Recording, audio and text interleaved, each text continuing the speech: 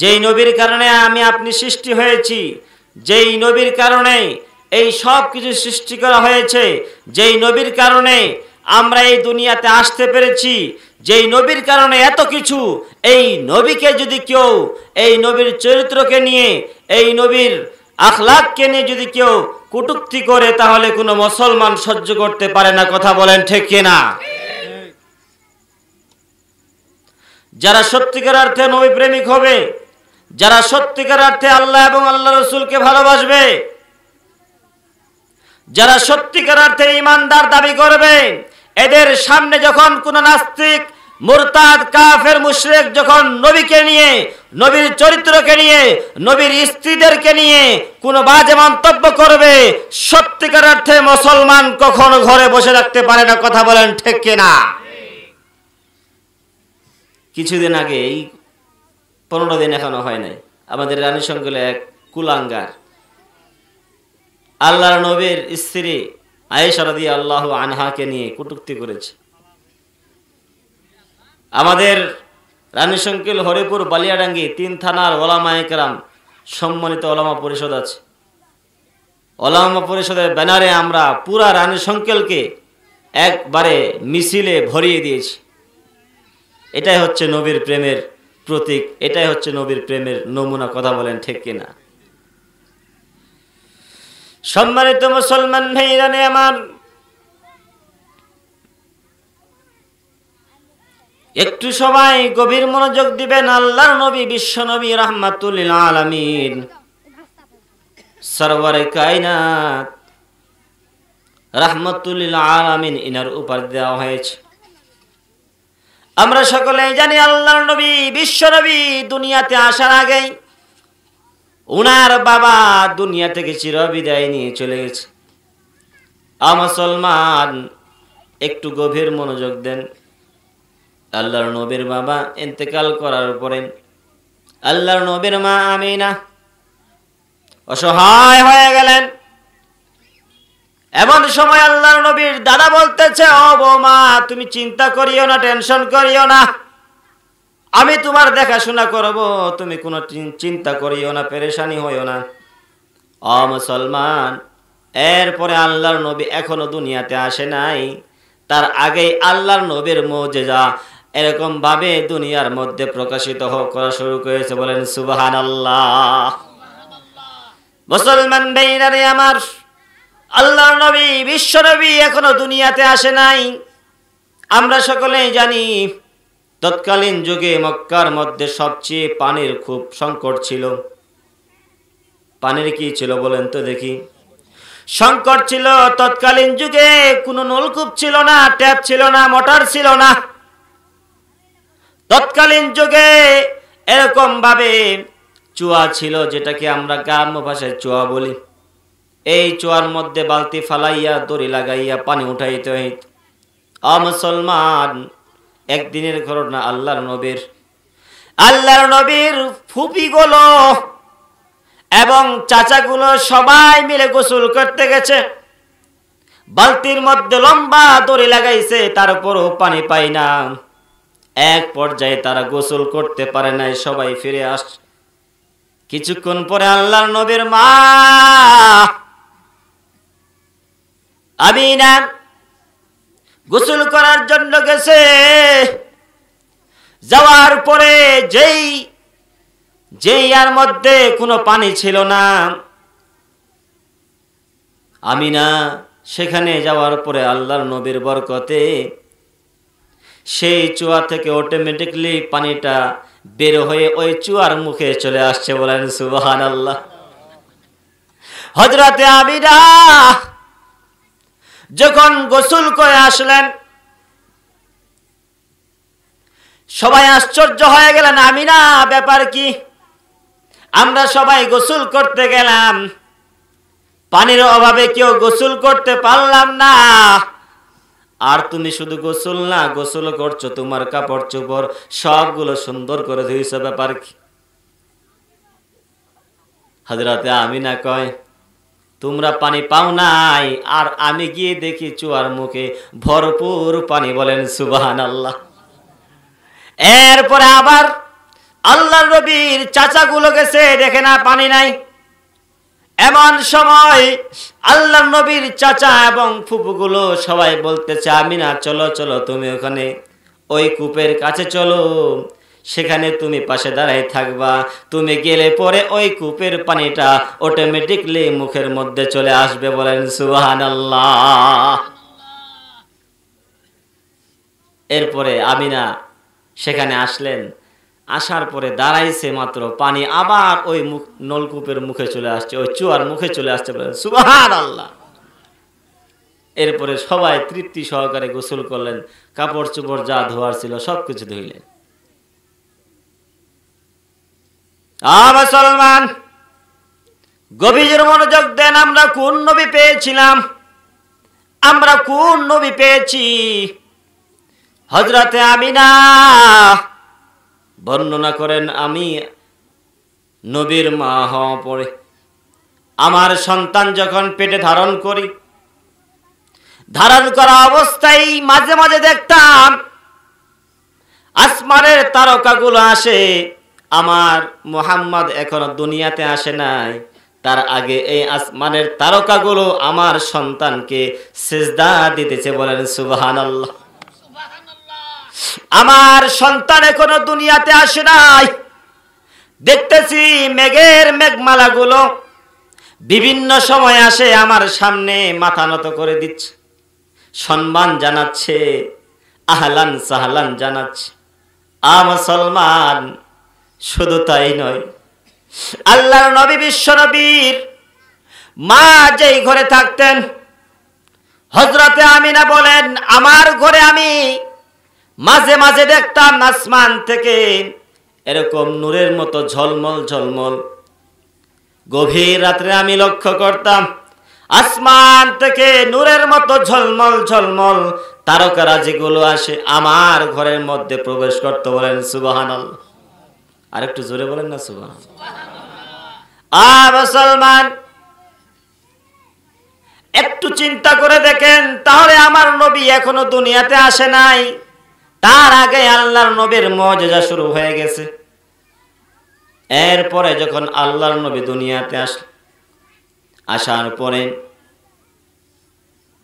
আল্লাহর নবী বিশ্ব নবী রাহমাতুল লিল আলামিনের অন্য সময় তেমন কান্না করতেন না, কিন্তু নাভি থেকে হাঁটু পর্যন্ত এই জায়গার কাপড় একটু মাত্র সরে গেলে সাথে সাথে আল্লাহর নবী চিৎকার দিয়ে কান্না করতেন। আল্লাহু আকবার।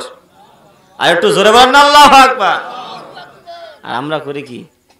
নবীর উম্মত হয়ে আমরা হালকা পাতলা কাজের জন্য লুঙ্গিতে একটু কাদা লাগবে, এই জন্য একবারে লুঙ্গি উঠাই, বীরগোষ্ঠী মারি। আছে না নাই?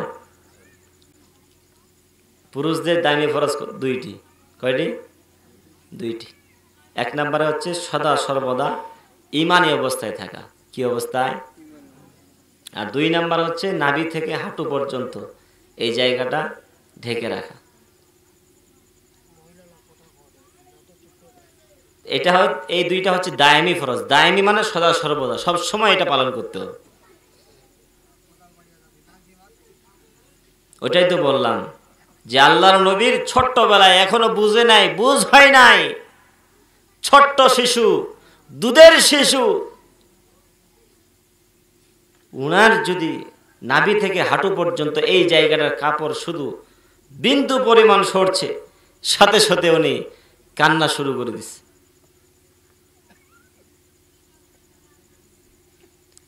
মুসলমান, একটু গভীর মনোযোগ দেন। আল্লাহর নবী বিশ্ব নবী কেমন নবী ছিলেন? শুধু তাই নয়, উনি ছিলেন একজন ইনসাফগার নবী। তৎকালীন যুগে নিয়ম ছিল, সন্তানরা যখন ভূমিষ্ঠ হওয়ার পরে এই গ্রামের সন্তানদেরকে বিভিন্ন জায়গায় বিক্রি করা হতো শিষ্টাচার শিকার জন্য, আদব আখলাক শিকার জন্য। তৎকালীন যুগে সেটা প্রথা ছিল। শহরের মধ্যে বিভিন্ন জায়গায় এরকম ছোট্ট ছোট্ট সন্তানদেরকে বিক্রি করা হয়তো দুধ পান করার জন্য। মুসলমান, আল্লাহর নবী বিশ্ব নবী রাহমাতুল লিল আলামিনকে সেই বাজারে ওঠানো হলো। আনাচে কানাচে থেকে অনেক মানুষ আসলো। আসার পরে সবাই খুঁজতেছে আমি ধনী মানুষের বাচ্চাটা নেই, এতে করে আমি বেশি পাবো। খুঁজতে খুঁজতে সবাই ধনী লোকদের বাচ্চাদেরকে সবাই নিয়ে গেল। এক পর্যায়ে আল্লাহর নবী, বিশ্ব নবী এতিম হওয়ার কারণে কেউ নিল না, এক কোনায় পড়ে আছে। এমন সময় হযরতে হালিমাতুস সাদিয়া রাদিয়াল্লাহু আনহা, উনার একটু আসতে দেরি হয়েছে। আসে দেখে এই জায়গার মধ্যে কোনো বাচ্চা নাই, শুধু একটা বাচ্চা এক কোনার মধ্যে আছে। এমন সময় হালিমাতুস সাদিয়া রাদিয়াল্লাহু আনহা ভাবলেন, আমি খালি হাতে ফিরে যাওয়ার চেয়ে এই এতিম বাচ্চাটাকে আমি নিয়ে যাই। মুসলমান, হালিমাতুস সাদিয়ার যে বাহনটা ছিল, যে গাধাটা ছিল বা উটটা ছিল, এটা ছিল দুর্বল। কি ছিল বলেন? আসার সময় আস্তে আস্তে সবাই আগে চলে আসছে।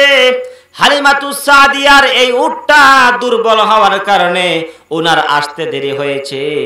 ওই উটের দুধ কম, হয়তো একবারে হ্যাংলা প্যাংলা দুর্বল ছিল। হালিমাতুস সাদিয়া যখন আল্লাহর নবী বিশ্ব নবী রাহমাতুল লিল আলামিনকে দুধ পান করার জন্য যখন নিলেন, নেওয়ার সাথে সাথে আল্লাহর নবীকে নেওয়ার কারণে মুআজিজা শুরু হয়ে গেল। বলেন সুবহানাল্লাহ। যে হালিমাতুস সাদিয়ার উটটা ছিল অতি দুর্বল, হালিমাতুস সাদিয়া যখন বিশ্ব নবীকে নিয়ে এই উটের উপর যখন আরোহণ করেছে, সাথে সাথে ওই উটের শক্তি ওই দুর্বল উটকে আল্লাহ তাআলা সবল করে দিয়েছেন। বলেন সুবহানাল্লাহ। হালিমাতুস সাদিয়া যখন বিশ্ব নবীকে নিয়ে রওনা দিলেন, উট দ্রুত দৌড়াচ্ছে। এক পর্যায়ে যতগুলো মানুষ আসছিল সবার উটগুলোকে অতিক্রম করে হালিমাতুস সাদিয়ার উটটা একবারে সামনে চলে গেল। সবাই অবাক হয়ে গেল, ব্যাপার কি? হালিমাতুস সাদিয়ার উটটা তো ছিল অতি দুর্বল, দৌড়াইতে পারে না, ব্যাপার কি? সবাই আশ্চর্য হয়ে গেল। আল্লাহর নবী বিশ্ব নবী রাহমাতুল লিল আলামিন সরওয়ারে কায়নাত, দুই জাহানের বাদশাকে হালিমাতুস সাদিয়া নেওয়ার কারণে আল্লাহ তাআলা সেই উটের শক্তি বৃদ্ধি করে দিয়েছেন। বলেন সুবহানাল্লাহ। আমরা কোন নবী পেয়েছি? যেই নবী যেখানেই কদম রেখেছেন সেখানেই বরকত। বলেন সুবহানাল্লাহ। শুধু তাই নয়, একজন মানুষ অসুস্থ হয়ে গেছে, আল্লাহর নবী শুধু উনার মুখ থেকে লালা মুবারক, থুতু মুবারক বের করে ওই জায়গার মধ্যে লাগাই দিছে, সাথে সাথে ওই মানুষটা ভালো হয়ে গেছে। বলেন সুবহানাল্লাহ। আমরা কোন নবী পেয়েছি? আজকে যদি আমরা আমাদের নবীকে সত্যিকার অর্থে চিনতে পারতাম, সত্যিকার অর্থে যদি আমাদের নবীকে আমরা চিনতে পারতাম, তাহলে কখনো আমরা এই দাড়ির মধ্যে খুর লাগাইতাম না। কথা বলেন ঠিক কিনা?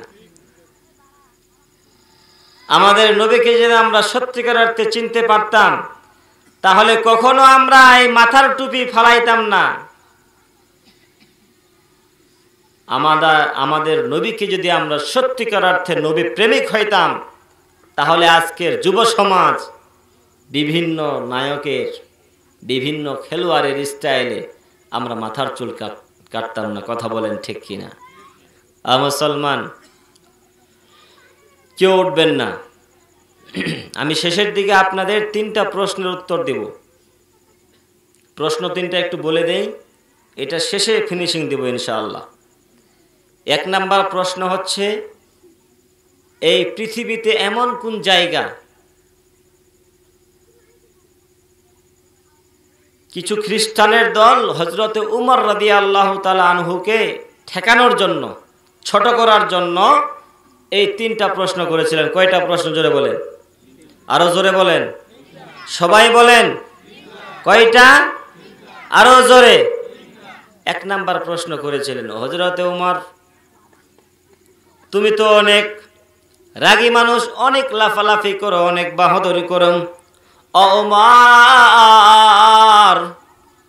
আজকে তুমি যদি বলতে পারো পৃথিবীর এমন কোন জায়গা যে জায়গার মধ্যে সূর্যের আলো একবার পড়েছে কিয়ামত পর্যন্ত আর ওই জায়গার মধ্যে সূর্যের আলো পড়বে না, ওমর এই প্রশ্নের উত্তর তুমি যদি কোরআন থেকে দিতে পারো তাহলে আমরা এই সকল খ্রিস্টান কথা দিলাম আমরা সবাই মুসলমান হয়ে যাব। বলেন আল্লাহু আকবার। তবে শর্ত হচ্ছে এই প্রশ্নের উত্তর তোমার কোরআন থেকে দিতে হবে। কোথায় থেকে? প্রশ্ন সহজ না কঠিন? এমন পৃথিবীর এমন কোন জায়গা যে জায়গায় সূর্যের আলো একবার পড়েছে কিয়ামত পর্যন্ত আর পড়বে না?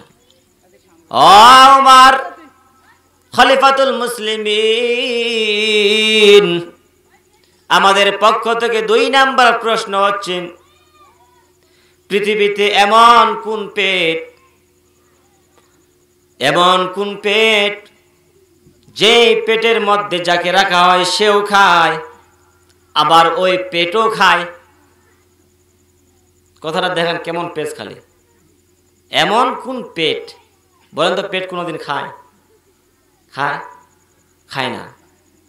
কিন্তু এরা ঠেকানোর জন্য এমন পেঁচাই পুচাই প্রশ্ন করতেছে। উমর বলো তো, কোরআন থেকে বলো, পৃথিবী এমন কোন পেট যে পেটও খায় এবং পেটের মধ্যে যাকে রাখা হয় সেও খায়? 3 নাম্বার প্রশ্ন উমর, পৃথিবীর মধ্যে এমন কোন কবর যে কবরের মধ্যে যাকে রাখা হয় সেও খায় আবার ওই কবরও খায়? বলেন তো, কবর কোনোদিন খায়? কথা বলেন না কেন? রাগ করছেন?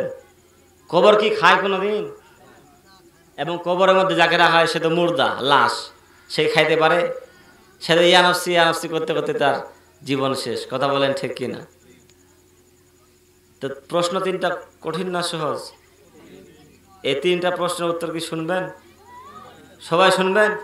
দেখি কে কে শুনবেন, হাত তুলেন তো। লিল্লাহে তাকবীর, লিল্লাহে তাকবীর। হাত নামান। সবার শেষে যারা যারা শুনবেন তারা কেউ উঠবেন না ইনশাআল্লাহ। এই 3টা প্রশ্নের উত্তর দিয়ে ফিনিশিং টানবো ইনশাআল্লাহ। বলতেছিলাম হালিমাতুস সাদিয়া রাদিয়াল্লাহু আনহা আল্লাহর নবী বিশ্ব নবীকে নিয়ে রওনা হলেন। ওনার ওট সবার সামনে অগ্রসর হলেন। আল্লাহর নবী বিশ্ব নবীকে যখন নিয়ে হালিমাতুস সাদিয়া বাড়িতে আসলেন, আসার পরে ওনার ছাগলগুলোর কোনো দুধ হইতো না। কি হইতো না বলেন? দুধ হইতো না। আল্লাহর নবী বিশ্ব নবীকে নিয়ে আসার কারণে সকল ছাগলদের মধ্যে আল্লাহ তাআলা দুধে ভরপুর করে দিলেন। বলেন সুবহানাল্লাহ। আল্লাহর নবী বিশ্ব নবীর একজন দুধ ভাই ছিলেন। হালিমাতুস সাদিয়ার একটা সন্তান ছিলেন। এই সন্তান এবং বিশ্ব নবী 2 জন মিলে এই ছাগলগুলোকে চড়াইতে নিয়ে যাইতেন। আশেপাশের লোকজন দেখতেছে ব্যাপার কি, হালিমাতুস সাদিয়ার ছাগল থেকে এত দুধ আসে কোত্থেকে, ব্যাপার কি? হালিমাতুস সাদিয়ার ছাগলগুলো কোন মাঠের মধ্যে চড়াইতে নিয়ে যায়, আমরাও আমাদের ছাগলগুলো সেই মাঠের মধ্যে চড়াইতে নিয়ে যাব। আল্লাহু আকবার। বলেন তো দেখি, ওই মাঠের কারণে ছাগলগুলো দুধ বাড়ছে না আল্লাহর নবীর কারণে? কিন্তু ওনারা বুঝছে না, হালিমাতুস সাদিয়ার ছাগলগুলো যেই মাঠের মধ্যে নিয়ে যায় আমরাও সেই মাঠের মধ্যে নিয়ে যাব, তাহলে আমাদের ছাগলদের দুধ বাড়বে। আল্লাহু আকবার বলেন। মুসলমান শুধু তাই নয়, আল্লাহর নবী কেমন ইনসাফ করছিলেন একটু খেয়াল করেন। আল্লাহর নবী যতদিন পান করেছেন উনি একটা স্তন থেকে দুধ পান করেছেন। কয়টা স্তন? সব সময় উনার ভাইয়ের জন্য একটা স্তন রেখে দিতেন। আল্লাহর নবী ছোট্ট কাল থেকে, শৈশব কাল থেকে ইনসাফ করছিলেন। বলেন সুবহানাল্লাহ। মুসলমান, এভাবে আল্লাহর নবী আস্তে আস্তে বড় হওয়া শুরু করলেন। বড় হইতে হইতে আল্লাহর নবীকে এক পর্যায়ে নবুয়ত দেওয়া হইল। আল্লাহর পক্ষ থেকে নবুয়ত দেওয়া হইল। এর মাঝখানে অনেক লম্বা ঘটনা, সবকিছু বলার আজকে আর ওই অল্প সময়ে শেষ করা যাবে না। মুসলমান, আল্লাহর নবীকে যখন নবুয়ত দেওয়া হইল, নবুয়ত পাওয়ার পরে আল্লাহর নবী বিশ্ব নবীকে যখন নবুয়ত দেওয়া হইল, নবুয়ত পাওয়ার পরে আল্লাহর নবী এই দিন প্রচারের কাজ শুরু করে দিলেন। কি করলেন? দিন প্রচারের কাজ শুরু করে দিলেন। এই দিন প্রচারের কাজ করতে গিয়ে আল্লাহর নবীকে কেউ বলেছেন পাগল, কেউ বলেছেন জাদুঘর, বিভিন্ন জন কেউ বলেছেন পাগল। আল্লাহর নবী এই দিনের দাওয়াত দিতে গিয়ে অনেক কষ্ট সহ্য করেছেন। শুধু তাই নয়, আল্লাহর নবীকে উনার জন্মস্থান ত্যাগ করতে হয়েছে এই দাওয়াতের কারণে। কথা বলেন ঠিক কি? আল্লাহর নবী যখন মক্কা ছেড়ে মদিনায় হিজরত যেদিন করেন, উনি বারবার মক্কার দিকে তাকাচ্ছেন, উনার জন্মস্থানের দিকে তাকাচ্ছেন আর বলতেছেন, হায় আজকে যেই দিনের পথে আমি মানুষকে আহ্বান করতেছি, এই দিনের প্রচার এবং প্রসার করতে গিয়ে আজকে আমাকে এই মক্কা নগরী ছাড়তে হচ্ছে। উনি চোখের পানি দরদর করে ফালাচ্ছেন আর বারবার এই মক্কার দিকে তাকাচ্ছেন। আল্লাহু আকবার বলেন। মুসলমান, শুধু তাই নয়, শুধু তাই নয়, মক্কার কাফের মুশরিকরা আল্লাহর নবী বিশ্ব নবীকে এত কষ্ট দিয়েছেন, এত কষ্ট দিয়েছে। আল্লাহর নবী তায়েফের ময়দানে দাওয়াত দিতে গেছেন, তায়েফের ময়দানে দাওয়াত দিতে গেছেন। আল্লাহর নবীকে পাগল বলেন, ছোট্ট ছোট্ট বাচ্চাদেরকে আল্লাহর নবীর পিছনে লেলিয়ে দিয়েছে আর বলেছে, এটা পাগল, যাও যাও এই পাগলকে তোমরা ধুলাবালু নিক্ষেপ করো, ঢেল নিক্ষেপ করো, কঙ্কর নিক্ষেপ করো, পাথর নিক্ষেপ করো। মুসলমান, এই তায়েফের ময়দানে আল্লাহর নবী বিশ্ব নবী দাওয়াত দিতে গিয়ে এই মক্কার কাফের মুশরিকরা আল্লাহর নবীকে এরকম ভাবে আল্লাহর নবীকে পাথর নিক্ষেপ করে করে আল্লাহর নবীর রক্ত ঝরাইছে। আল্লাহু আকবার বলেন। তারপর আল্লাহর নবী পিছপা হন নাই, আল্লাহর নবী এই দাওয়াতের কাজ বন্ধ করেন নাই। আল্লাহর নবী এত বিপদের সম্মুখীন হয়েছেন, অনেক রকম বিপদের সম্মুখীন হয়েছেন, তারপরও আল্লাহর নবী এই দাওয়াতের কাজ বন্ধ করেন নাই। মুসলমান, আল্লাহর নবীকে যে যুগের মধ্যে সৃষ্টি করা হয়েছে, এই যুগটা ছিল জাহেলিয়াতের যুগ। কিসের যুগ বলেন? জাহেলিয়াতের যুগ। জাহেলি যুগ, মানুষ কিছু বুঝতো না, ভাই বোন কিছুই বুঝতো না, নিজের সন্তান বোনের সাথে জানা করত, ভাইয়ে ভাইয়ে মারামারি, খুনাখুনি, হাঙ্গামা। নিজের জন্মদাতা বাবা নিজের সন্তানকে, মেয়ে সন্তানদেরকে, মেয়েদেরকে নিজে এরকম মাটির মধ্যে পুঁতে দিত। বলেন নাউজুবিল্লাহ। মাটির মধ্যে কি করত? পুঁতে দিত, গাড়ি দিত মাটির নিচে। এরকম জাহেলি যুগ। সেই জাহেলি যুগটাকে আল্লাহর নবীর আদর্শ দিয়ে, আল্লাহর নবীর শিষ্টাচার দিয়ে, আল্লাহর নবীর ব্যবহার দিয়ে, আল্লাহর নবীর দাওয়াত দিয়ে এই জাহেলি যুগকে আল্লাহর নবী সোনালী যুগে রূপান্তরিত করেছেন। বলেন সুবহানাল্লাহ। তো সেই নবীর উম্মত আমরা হতে পেরে খুশি না বেজার? আর একটু জোরে বলেন, খুশি না বেজার? খুশি হলে পরে এই আল্লাহর নবীকে, এই আল্লাহর নবীর উপরে দরুদ পড়তে হবে, আল্লাহর নবীর আদর্শকে আমাদের জীবনে লালন করতে হবে, আল্লাহর নবীর আদর্শকে আমাদের জীবনে পালন করতে হবে। তাহলেই পরে পরকালে কাল কিয়ামতের ময়দানে কঠিন মুসিবতের সময় যখন কেউ কারো থাকবে না, মানুষ কেউ কারো থাকবে না, সবাই শুধু ইয়া নফসি করবে। কি করবে? আল্লাহ বলছেন, ইয়াউমা ইয়াফিরুল মারউ মিন আখি ওয়া উম্মিহি ওয়া আবি ওয়া সাহিবাতিহি ওয়া বানি। আল্লাহ তাআলা বলেন কিয়ামতের ময়দানে কঠিন মুসিবতের সময় কেউ কারো হবে না। মানুষ তার ভাই ভাই থেকে পলায়ন করবে, স্বামী তার স্ত্রী থেকে পলায়ন করবে, পিতা তার সন্তান থেকে পলায়ন করবে, সন্তান তার পিতা থেকে পলায়ন করবে। আহার এমন কঠিন দিনেতে রোজ হাসরের মাঠেতে ছেলে ঘুরবে বাবার পিছে, বাবা ছেলের আগেতে। কথা বলেন ঠিক কিনা? এমন জীবন তুমি করিও গঠন, মরিয়া হাসিবে তুমি, কাঁদিবে ভুবন। এমন জীবন তুমি করিও না গঠন, মরিয়া কাঁদিবে তুমি, হাসিবে ভুবন। মুসলমান, কাল কিয়ামতের ময়দানে কঠিন মুসিবতের সময় কিয়ামতের মাঠটা এত এত ভয়ঙ্কর হবে। এই যে আমরা দুনিয়ার মধ্যে দেখতে পাচ্ছি সূর্য তাপ দিচ্ছে, আর জমিন সেই তাপটাকে গ্রহণ করতেছে। কথা বলেন ঠিক কিনা? কিন্তু কিয়ামতের ময়দানে এই সূর্য তাপ দিবে, এই জমিন গ্রহণ করবে না। এই জমিন থাকবে না। এই জমিনকে আল্লাহ তাআলা তামা বানাই দিবেন। আল্লাহু আকবার। মুসলমান, একটু গভীর মনোযোগ দেন। বলেন তো দেখি, এই সূর্য আমাদের থেকে কত লক্ষ কিলোমিটার, কত লক্ষ কত কোটি কিলোমিটার দূরে আছে।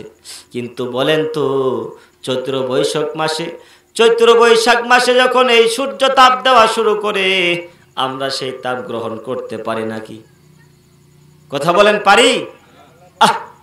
মনে হচ্ছে চামড়াগুলো খসে খসে পড়তেছে, মাথার মগজটা মনে হচ্ছে টকবক করতেছে। কিন্তু সেই সূর্যের তাপ চৈত্র বৈশাখ মাসে আমরা সহ্য করতে পারি না। কিন্তু আল্লাহর হুকুমে সেই সূর্যকে কিয়ামতের ময়দানে আমাদের মাথার শুধুমাত্র 1.5 হাত কিংবা 1.25 হাত আমাদের মাথার উপরে আসবে। আর আল্লাহ বলবে, ও সূর্য, তোমার তো 50 থেকে 51টা মুখ আছে, দুনিয়ার মধ্যে তোমার একটা মুখ খোলা ছিল, আজকে তুমি সবগুলো মুখ খুলে দাও, সবগুলো মুখ খুলে দাও, আর যত তাপ আছে তোমার সব তাপ দেওয়া শুরু করো।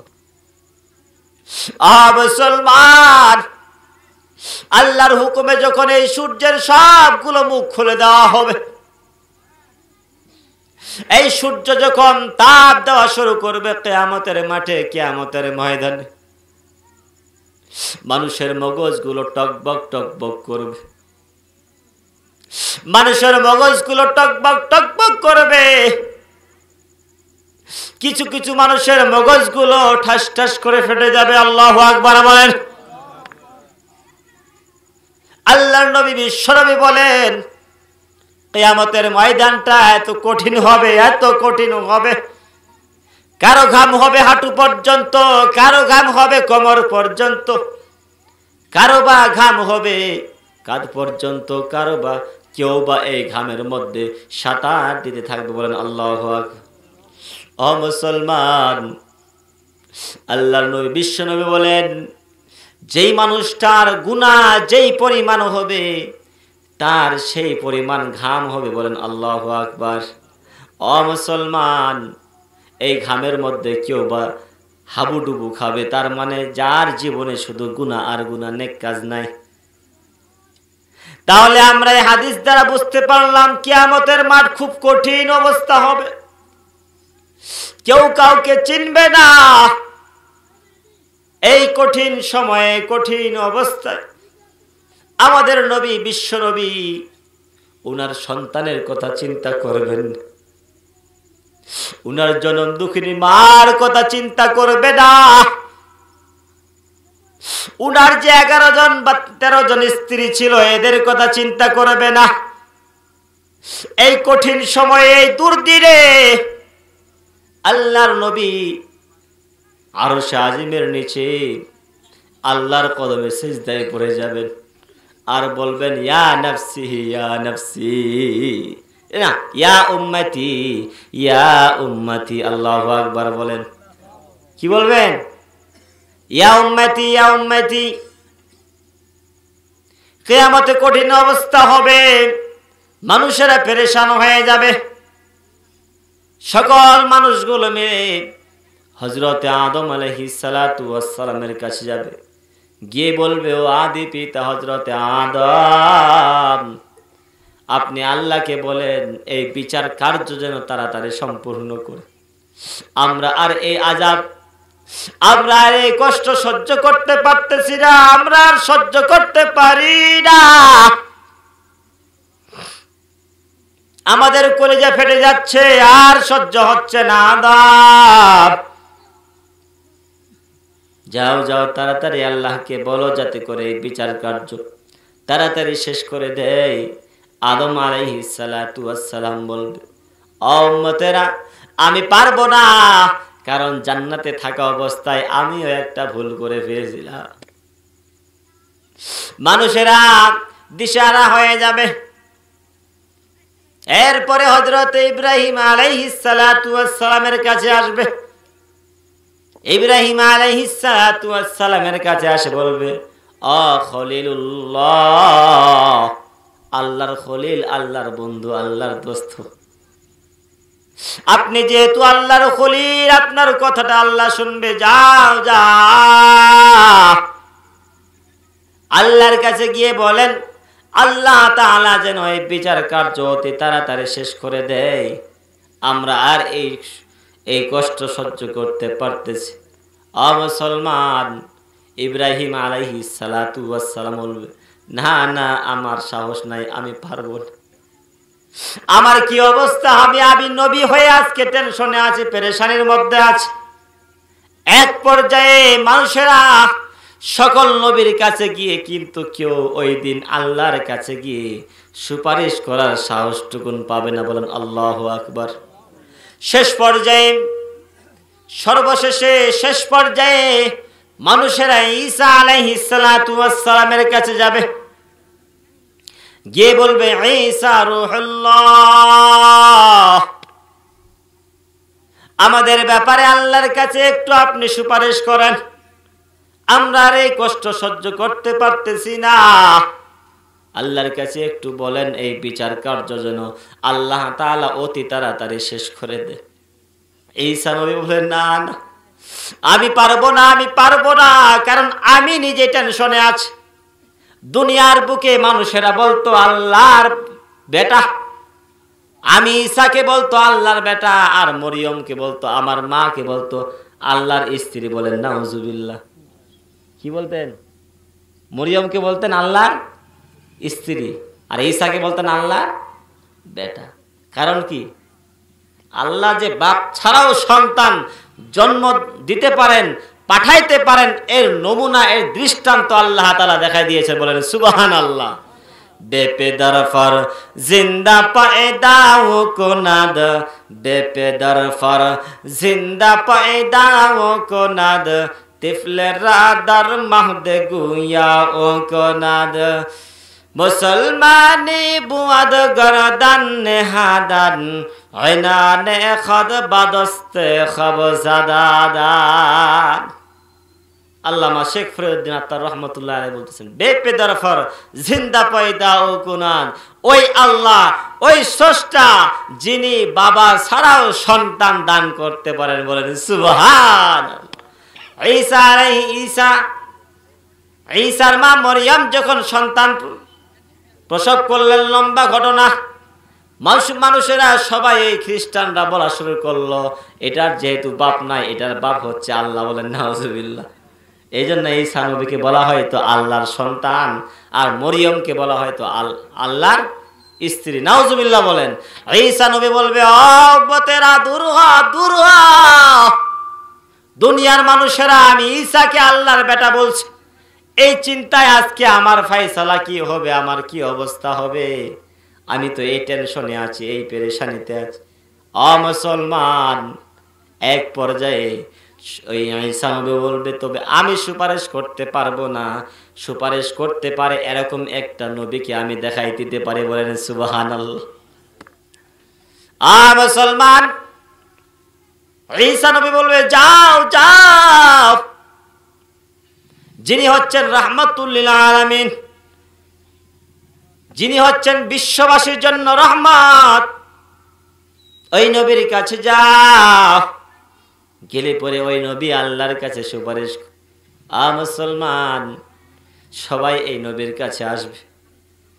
এই নবীর কাছে আসার পরে আল্লাহর নবী, বিশ্ব নবী, এই উম্মতদের কথা শোনার পরে আল্লাহর নবী আরশের নিচে সিজদায় পড়ে যাবেন, আর সিজদা থেকে মাথা উঠাবেন না। সিজদায় পড়ে চোখের পানি ফালাইয়া আল্লাহর কাছে কান্নাকাটি করবেন। এরপরে এক পর্যায়ে যখন আল্লাহ দেখবেন আমার খলিল, আমার হাবিব সিজদায় পড়ে আছে, এমন সময় আল্লাহ বলবেন, হাবিব, সিজদা দেওয়ার জায়গা তো এটা না, এটা হচ্ছে প্রতিদান, ফলাফল দেওয়ার জায়গা। বলেন সুবহানাল্লাহ। নবী, আজকে আপনি সিজদায় পড়ে আছেন কেন? আল্লাহ তাআলা যখন এই কথা বলবেন, মুহাম্মাদুর রাসূলুল্লাহ সাল্লাল্লাহু আলাইহি ওয়াসাল্লাম বলবেন, আমার এক দাবি নিয়ে আমি সিজদায় পড়ে আছি, আপনি যাতে করে আমার এই দাবি পূরণ করেন, আমার সুপারিশ গ্রহণ করেন, এই জন্যই আমি সিজদায় পড়ে আছি। বলেন সুবহানাল্লাহ। মুসলমান, আল্লাহ তাআলা আল্লাহর নবীকে সিজদা থেকে মাথা উঠাতে বলবেন। আল্লাহর নবী বলবেন, না না, আমার সুপারিশ যতক্ষণ পর্যন্ত গ্রহণ করা না হবে, আমার গুনাহগার উম্মতদেরকে যতক্ষণ পর্যন্ত জান্নাতে না দেওয়া হবে, আমি রাহমাতুল লিল আলামিন, আমি বিশ্বনবী সিজদা থেকে মাথা উঠাবো না।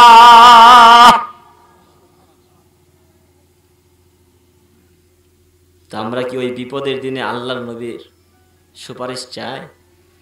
সবাই চায়? হাসর দিনে উম্মত বিনে, হাসর দিনে উম্মত বিনে যাবে না নবীজি বেহেশতে, আমার দয়ালো নবী আর আসবে না জগতে, আমার দয়ালো নবী প্রেমের ছবি আর আসবে না জগতে। হাসর দিনে উম্মত বিনে, হাসর দিনে উম্মত বিনে যাবে না নবীজি বেহেশতে, আমার দয়ালো নবী প্রেমের ছবি আর আসবে না জগতে। কথা বলেন ঠিক কিনা? ঘুম ধরে গেছে নাকি? ঘুম ধরছে? এটা তাকবীর হবে? হ্যাঁ, নাস্তিকতা নিপাত যাক, দিন ইসলাম জিন্দাবাদ, নাস্তিকতা নিপাত যাক, দিন ইসলাম জিন্দাবাদ, কোটি প্রাণে কি আওয়াজ। খোদারদ্রোহী ছাড় পাবে না, এই বাংলায় ঠাঁই হবে না, মুসলমানরা জেগেছে আজ। তুলো তুলো আওয়াজ তুলো, জোর কদমে সামনে চলো, সবাই মিলে একই সাথে দাও না স্লোগান, নারায়ে তাকবীর। স্লোগান দিতে হবে হামজার মতো, স্লোগান দিতে হবে একবারে শক্তিশালী মুসলমান রূপে। নারায়ে তাকবীর, আল কোরআনের আলো, আল হাদিসের আলো, আজকের মাহফিল। মুসলমানের এই দেশেতে নাস্তিকতার ঠাঁই নাই, নাস্তিকদের পক্ষে যারা তাদের কোনো রক্ষা নাই। কথা বলুন ঠিক কিনা? মুসলমানের এই দেশেতে নাস্তিকতার ঠাঁই নাই, নাস্তিকদের পক্ষে যারা তাদের কোনো রক্ষা নাই। এই দেশেতে থাকতে হলে কোরআন মানতে হবে, কোরআন না মানলে তারা বিতাড়িত হবে। ঠিক না? কোরআন না মানলে তারা বিতাড়িত হবে। তুলো তুলো আওয়াজ তুলো, জোর কদমে সামনে চলো, সবাই মিলে একই সাথে দাও না স্লোগান, নারায়ে তাকবীর, লিল্লাহে তাকবীর। আল কোরআনের আলো,